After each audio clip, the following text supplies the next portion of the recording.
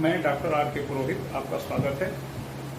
आज आगे चर्चा करें।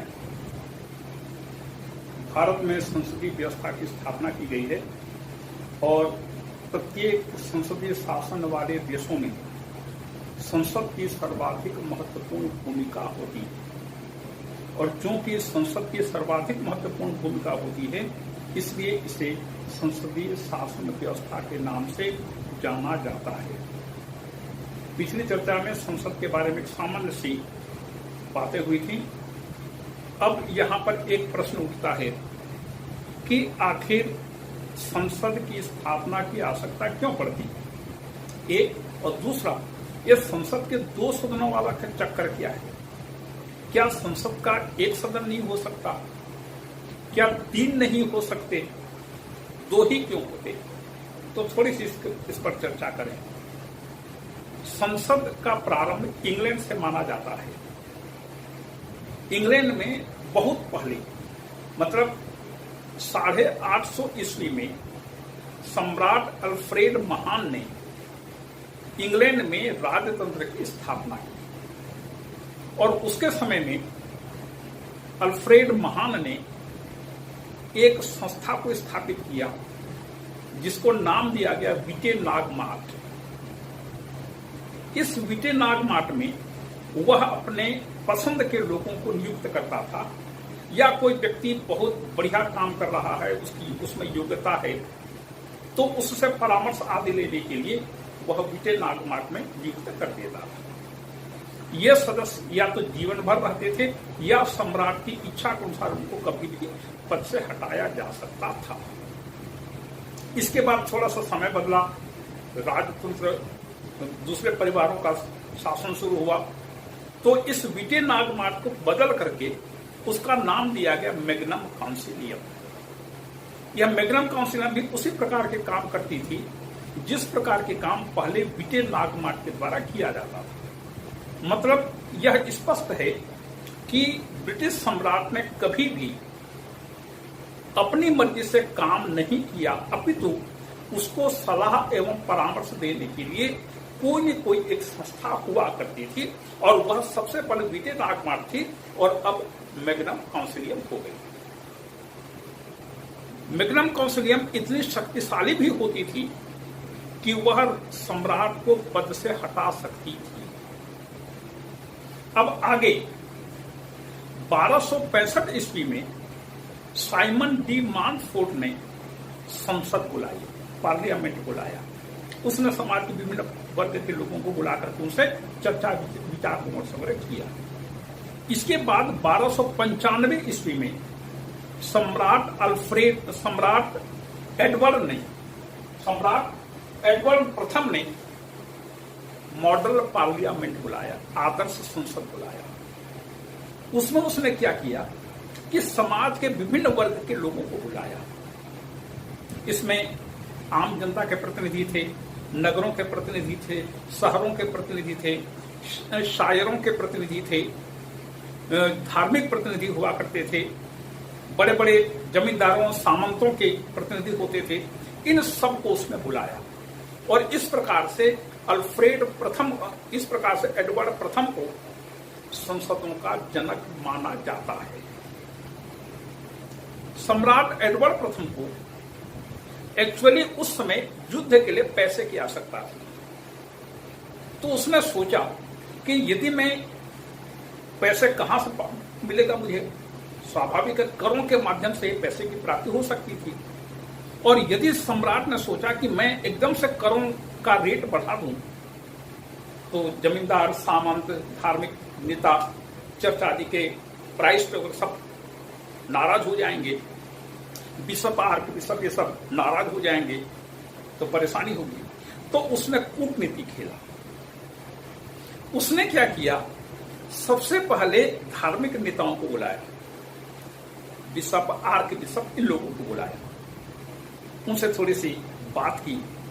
सम्राट ने कहा कि ये पड़ोसी राष्ट्र जो हैं हमको बहुत परेशान कर रहे हैं, हमारे कार्य में हस्तक्षेप कर रहे हैं और कभी कभी झड़पें भी होती रहती हैं, तो इनके विरुद्ध हमको युद्ध करना बहुत जरूरी हो गया है।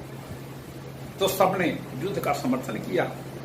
इसी बीच एडवर्ड प्रथम ने क्या किया, थोड़ा सा करों में वृद्धि के लिए उसने अनुरोध किया और धार्मिक नेताओं ने चुपके से सम्राट के करों में वृद्धि के प्रस्ताव को स्वीकृति दे दी।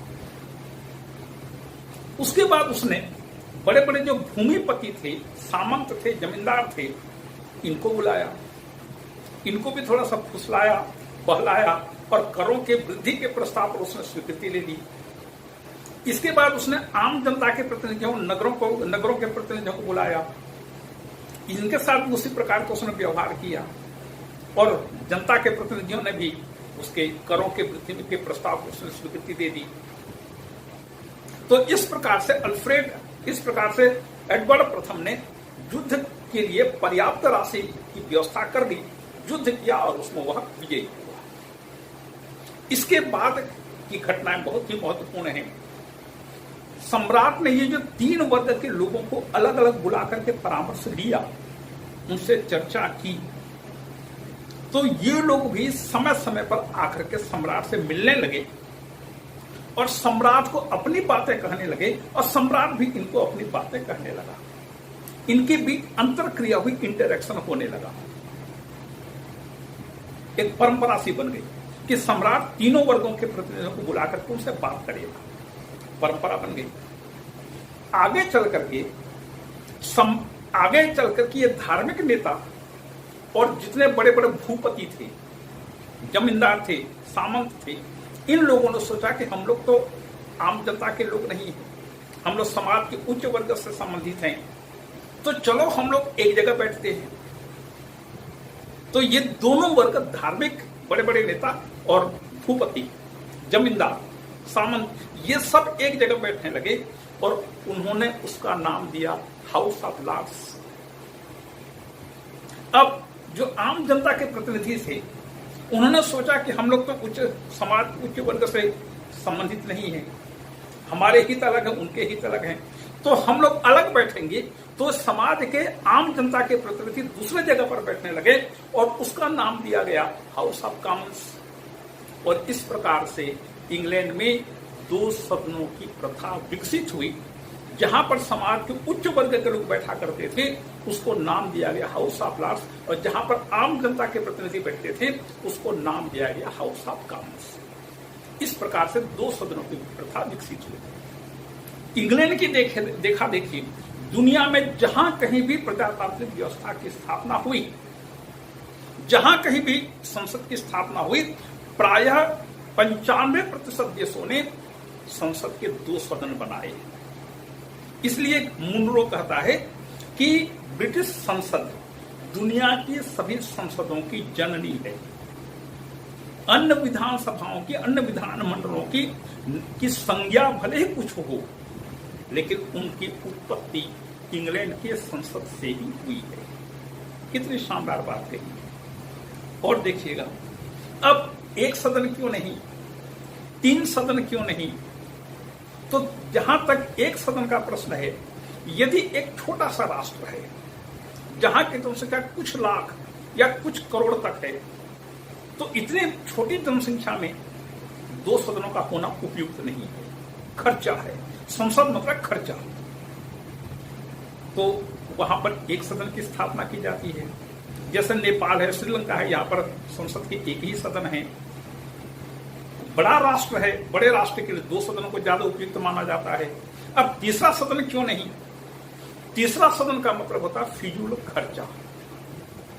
इस तीसरे सदन की धारणा को फ्रांस में अपनाया गया था, लेकिन फ्रांस के शासकों ने और फ्रांस की जनता ने इसे फिजूल खर्ची मान करके उसको तीसरे सदन को समाप्त कर दिया और वहां पर भी 2 सदनों की स्थापना की गई। अब मजे की बात और आपको बताता हूं, जब अमेरिका का संविधान बन रहा था, फिलाडेल्फिया सम्मेलन चल रहा था 1787 में, तो वहां पर संविधान के बारे में सब चर्चा हो रही थी। उस संविधान सभा का एक सदस्य था थॉमस जेफरसन, और आगे चलकर वही थॉमस जेफरसन अमेरिका का 3रे नंबर का राष्ट्रपति बना। पहले नंबर के राष्ट्रपति जॉर्ज वाशिंगटन थे, दूसरे नंबर के राष्ट्रपति जॉन एडम्स थे और तीसरे नंबर के राष्ट्रपति थे थॉमस जेफरसन। थॉमस जेफरसन संसद के एक सदन का समर्थक था। उसका सोचना था कि संसद का एक ही सदन होना चाहिए। लेकिन फिलाडेल्फिया सम्मेलन जब चल रहा था उस समय उसको कुछ अर्जेंसी आई और उसको फ्रांस जाना पड़ा। वो फ्रांस गया और वो 1787 का जमाना था। यूरोप से अमेरिका जाने के लिए 15-15 दिन लगते थे। तो स्वाभाविक है जब फ्रांस गया और वापस आया तब तक अमेरिका का संविधान बन चुका था और संविधान के समर्थन के लिए राज्यों से चर्चा वगैरह हो रही थी। तो जब थॉमस जेफरसन वापस अमेरिका पहुंचा तो उसको पता चला कि संसद के 2 सदन बनाए गए, कांग्रेस के 2 सदन बनाए गए। तो वह एक दिन जॉर्ज वाशिंगटन के पास पहुंचा। जॉर्ज वाशिंगटन से थोड़ी सी चर्चा हुई और इसी बीच उनके पास कॉफी आया। दोनों ने पहले कप और प्लेट मिला करके दिया जाता था। हम लोग जब छोटे थे तो उस समय कप और प्लेट एक साथ लेते थे, मतलब कि प्लेट के साथ कप भी होता था और कप की चाय को हम प्लेट में उड़ेल करके पीते थे। आजकल तो कट और क्या क्या हाफ चाय ये सब चीजें हो गई हैं। तो वो जमाना था कप और प्लेट मिला करके चाय वगैरह पीते थे, कॉफी वगैरह पीते थे। तो जेफरसन ने कॉफी जो कप में था उसको प्लेट में उड़ेलते हुए जॉर्ज वाशिंगटन से पूछा, मिस्टर वाशिंगटन, आपने कांग्रेस के 2 सदन क्यों बनाए? तो जॉर्ज वाशिंगटन ने कहा, मिस्टर जेफरसन, तुमने ये कॉफी को कप से प्लेट में क्यों उड़ेला? तो जेफरसन ने कहा, ठंडा करने के लिए। वाशिंगटन ने कहा, और इसे ठंडा करने के लिए हमने कांग्रेस के 2 सदन बनाए। इसका मतलब क्या हुआ? यदि संसद का एक सदन होगा तो वह कभी भी आवेश में, जल्दीबाजी में, उत्साह में, बहुमत के घमंड में गलत काम कर सकता है। और यदि 2 सदन होंगे तो दूसरा सदन उसको चेक कर सकता है, नियंत्रित कर सकता है। सोचिए, यदि किसी घर में एक पुत्र है, एक संतान है, तो हम माता पिता का लाडला हो सकता है, बिगड़ सकता है। यदि 2 संतानें हैं तो दोनों एक दूसरे को नियंत्रित करेंगे। तो जहां 2 सदनें होंगी वहां पर एक दूसरे को नियंत्रित करने का काम करेंगे और जल्दीबाजी में काम नहीं होगा। जो भी काम होगा सोच विचार कर, अच्छी तरह से समझ कर और विस्तृत विचार चर्चा करके अंतिम निर्णय लिया जाएगा। इसलिए 2 सदनों का होना उचित है और इस प्रकार से आज दुनिया के प्रायः सभी देशों में 2 सदनों की प्रथा स्थापित, स्वीकृत की जा चुकी है। यह है संसद के 2 सदनों की कहानी। दोनों एक दूसरे को नियंत्रित करते हैं। इस प्रकार से एक संतुलन बना रहता है और संसद में बढ़िया काम होता है। House of Commons, House of Lords England में शुरू हुआ। पहले मतलब कि लगभग 1900 ईस्वी तक इंग्लैंड में उस जमाने में हाउस ऑफ लॉर्ड्स की शक्तियां अधिक थी, हाउस ऑफ कॉमन्स की शक्तियां कम थी। जैसे जैसे प्रजातंत्र का विकास होता गया, हाउस ऑफ कॉमन्स की जनप्रियता, जन लोकप्रियता बढ़ने लगी। वह अधिक प्रजातांत्रिक ढंग से निर्वाचित किया जाने लगा और हाउस ऑफ लॉर्ड्स की एक मनोनीत संस्था थी, इसलिए उसका महत्व धीरे धीरे करके कम होने लगा। इसी बीच 1911 में इंग्लैंड ने संसदीय कानून बना करके हाउस ऑफ लॉर्ड्स की शक्तियों को कम कर दिया गया और उसके बाद 1949 में एक दूसरा संसदीय अधिनियम बना करके हाउस ऑफ लॉर्ड्स की शक्तियों को पूरी तरह से कम कर दिया गया और हाउस ऑफ कॉमन्स की शक्तियां उसी अनुपात में बढ़ गई। आज दुनिया में संसद का सर्वाधिक कमजोर सदन यदि कोई है तो वह है हाउस ऑफ लॉर्ड्स और दुनिया का सबसे शक्तिशाली सदन यदि कोई है, प्रथम सदन, वह है हाउस ऑफ कॉमन्स। यह है संसद की कहानी। अब चलें हम अपने लोकसभा की ओर। संविधान कहता है संसद राष्ट्रपति, राज्यसभा और लोकसभा से मिलकर बनेगी। संविधान में दोनों सदनों को, लोकसभा राज्यसभा को, प्रथम या द्वितीय सदन के नाम से संबोधित नहीं किया गया है। और दूसरी बात, राज्यसभा का नंबर पहले है और लोकसभा को बाद में लिखा गया है कि संसद राष्ट्रपति, राज्यसभा और लोकसभा से मिलकर बनेगी। ये संविधान में उल्लिखित है। लेकिन चूंकि लोकसभा आम जनता के द्वारा निर्वाचित करके गठित की जाती है, वह पूरे देश की जनता का प्रतिनिधित्व करती है, इसलिए उसे लोकसभा कहते हैं, लोक, पीपुल। और इसलिए उसे आम जनता की संस्था होने के कारण उसे निम्न सदन का नाम दिया जाता है।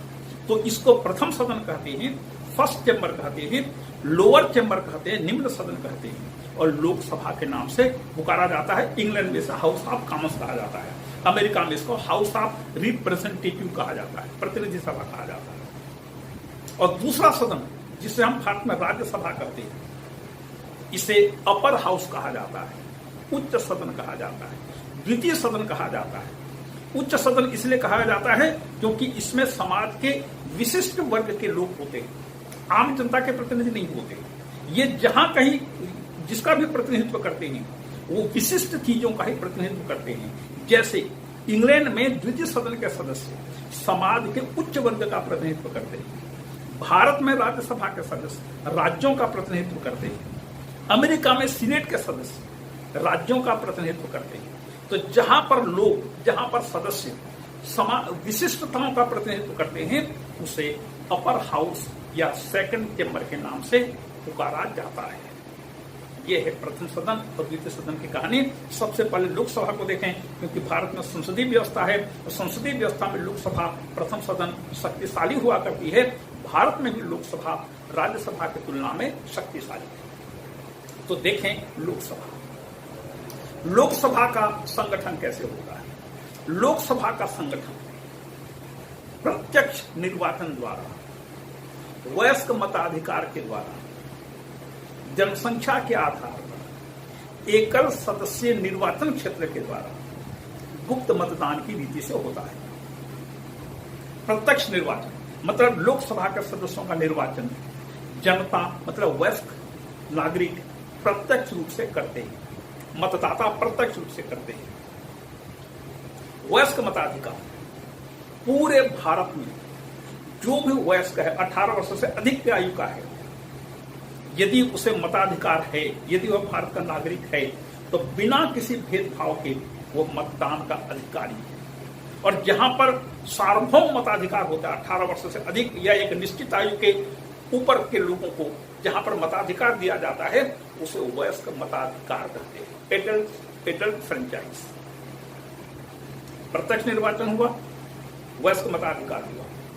जनसंख्या के आधार पर पूरे भारत को 543 भागों में बांट दिया जाता है, क्योंकि लोकसभा की सदस्य संख्या फिलहाल 543 है।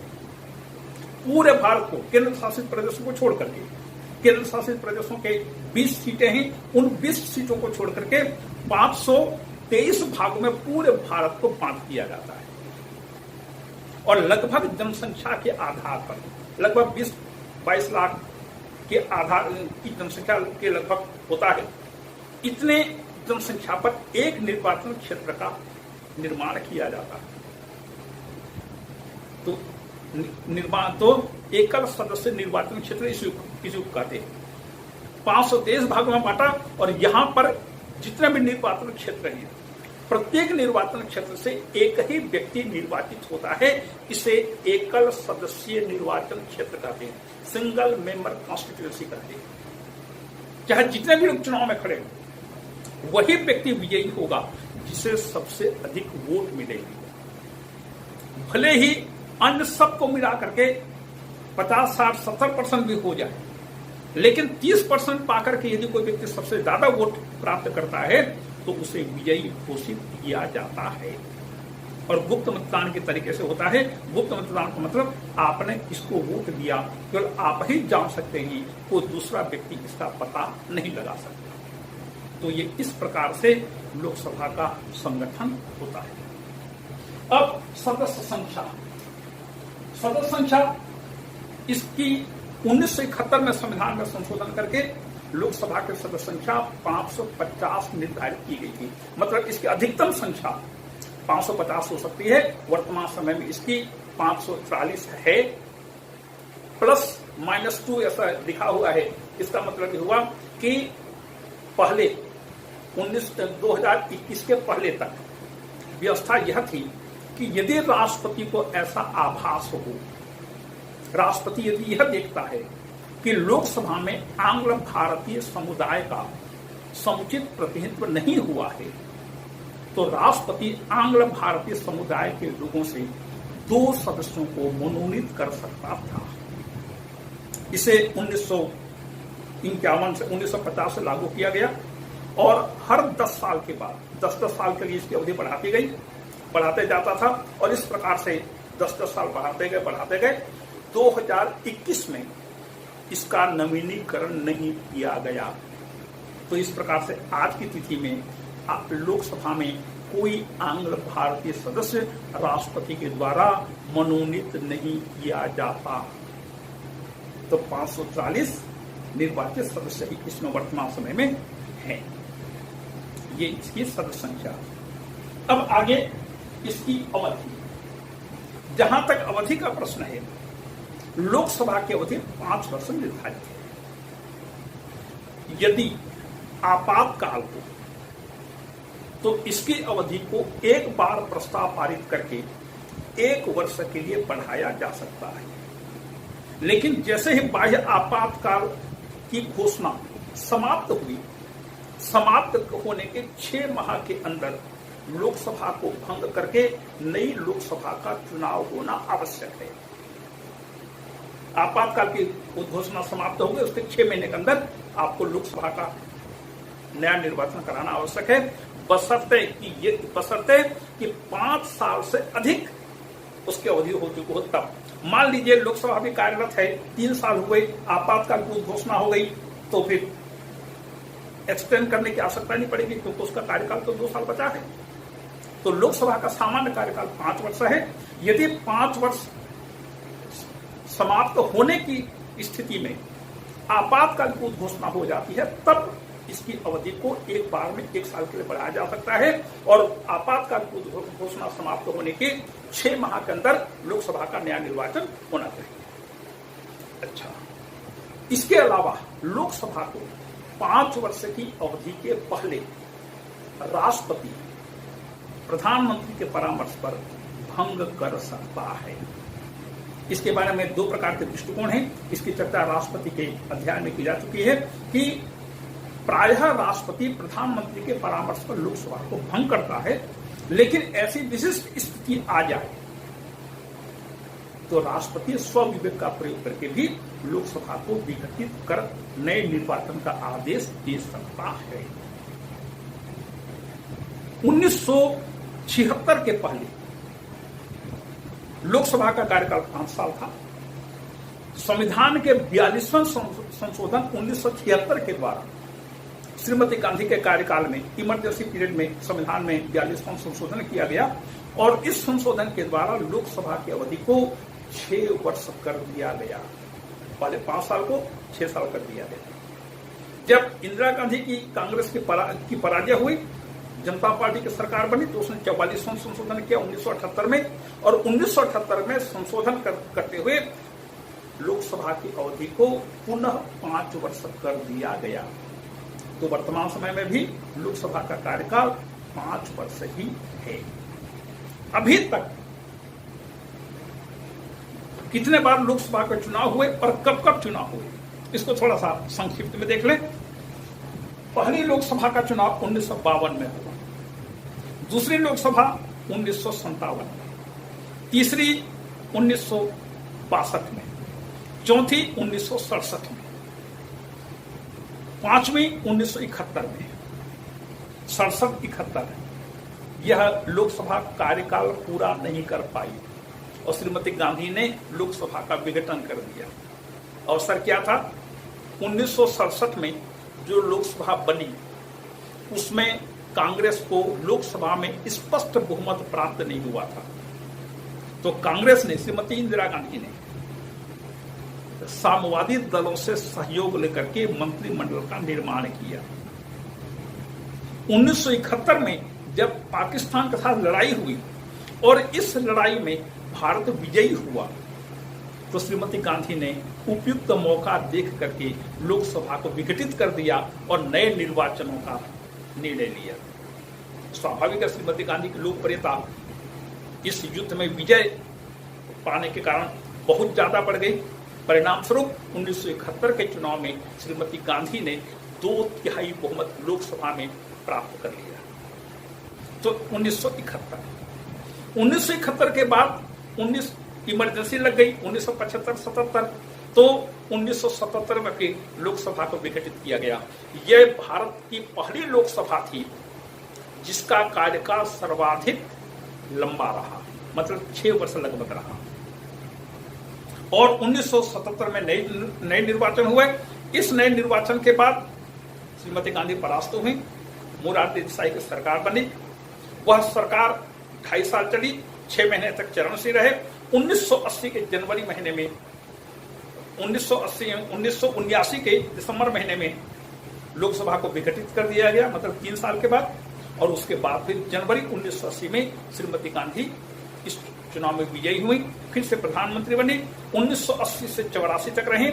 31 अक्टूबर 1984 को श्रीमती इंदिरा गांधी की हत्या हुई। इसके बाद राजीव गांधी प्रधानमंत्री बने तो उन्होंने लोकसभा को विघटित कर दिया और जनता की सहानुभूति प्राप्त करने के उद्देश्य से लोकसभा के नए निर्वाचनों का आदेश दिया। स्वाभाविक है, पूरे देश में श्रीमती इंदिरा गांधी की हत्या के प्रति एक आक्रोश था और कांग्रेस को इस सहानुभूति का पूरा लाभ मिला और 1984 के चुनाव में कांग्रेस ने लगभग 80% सीटों पर अधिकार कर लिया। 1984 से 89 तक राजीव गांधी प्रधानमंत्री रहे। 1989 में चुनाव हुए। चुनाव होने के बाद कांग्रेस सबसे बड़ी पार्टी के रूप में उभरी। उसका कहां 410 स्थान सीधे सिमट करके आ गई कांग्रेस 191 स्थान पर। तो राष्ट्रपति ने पहले राजीव गांधी को आमंत्रित किया सबसे बड़े दल के रूप में। जब राजीव गांधी ने अपनी असमर्थता व्यक्त की कि हम बहुमत की व्यवस्था कर नहीं पाएंगे, तब फिर उन्होंने विश्वनाथ प्रताप सिंह को आमंत्रित किया।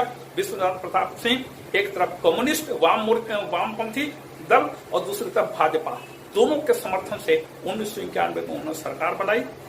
1989 से लेकर के 91 तक पहले वीपी सिंह बने, उसके बाद चंद्रशेखर बने। उसके से 2 साल तक यह लोकसभा ने कार्य किया और उसके बाद 1991 में इसको विघटित कर दिया गया। 1991 में विघटित किया गया और नए निर्वाचन हुए। 1991 के चुनाव में पीवी नरसिम्हा राव के कांग्रेस को बहुमत मिला और पीवी नरसिम्हा राव के नेतृत्व में 1991 से 96 तक लोकसभा ने कार्यकाल पूरा किया। 1996 में लोकसभा का जब कार्यकाल समाप्त हो गया, नए निर्वाचन हुए। इस नए निर्वाचन में अटल बिहारी वाजपेयी सबसे बड़ी पार्टी के रूप में, लीडर के रूप में सामने आए। उनको राष्ट्रपति ने प्रधानमंत्री नियुक्त किया, लेकिन अटल बिहारी वाजपेयी बहुमत साबित नहीं कर पाए। 13 दिन के बाद उनको त्यागपत्र देना पड़ा और उसके बाद देवे गौड़ा प्रधानमंत्री बने। उसके बाद फिर इंद्र कुमार गुजराल प्रधानमंत्री बने। लोकसभा का विघटन हुआ 1996 में और 1996 में ये जो देवे गौड़ा प्रधानमंत्री बने थे, इस लोकसभा का कार्यकाल लगभग 19 माह तक रहा। इसके बाद 1998 में चुनाव हुए। इस 1998 के चुनाव में लोकसभा का कार्यकाल केवल 11 माह रहा। यहां पर काम अच्छी तरह से नहीं हो पाया। लोकसभा का विघटन किया गया और 1999 में 13वीं लोकसभा के चुनाव हुए। अटल बिहारी वाजपेयी प्रधानमंत्री बने और वाजपेयी जी ने लगभग 18 से 20 विभिन्न राजनीतिक दलों को मिलाकर के राष्ट्रीय जनतांत्रिक गठबंधन का निर्माण करके 5 साल तक पहली बार मिलीजुली सरकार का न केवल नेतृत्व किया अपितु उन्होंने लोकसभा के कार्यकाल को पूरा कर दिया। तो उसके बाद 2004 में लोकसभा का कार्यकाल पूरा हुआ। 2004 में चुनाव हुए, इसमें यूपीए की सरकार बनी, कांग्रेस को विजय मिली, डॉक्टर मनमोहन सिंह प्रधानमंत्री बने, इसने भी अपना कार्यकाल पूरा किया। 9 में अगला चुनाव हुआ, फिर से डॉक्टर मनमोहन सिंह प्रधानमंत्री बने। 2014 में अगला चुनाव हुआ, अगले चुनाव में नरेंद्र मोदी की भाजपा को बहुमत मिला, स्पष्ट बहुमत मिला, प्रधानमंत्री बने। 2019 में भी नरेंद्र मोदी की सरकार को बहुमत मिला और यह 17वीं लोकसभा है। इसका कार्यकाल 2024 तक है। 2024 के अप्रैल मई में अगली लोकसभा के चुनाव होंगे और इस प्रकार से हम देख रहे हैं कि कुछ लोकसभाएं 5 साल के पहले भी गठित हुई, केवल एक लोकसभा ने 5 साल से ज्यादा समय तक काम किया और अधिकांश समय तक लोकसभाओं ने 5 वर्ष का कार्यकाल अपना पूरा किया। यह है लोकसभाओं का कार्यकाल। इसके आगे की चर्चा अगले व्याख्यान में होगी। आपको धन्यवाद।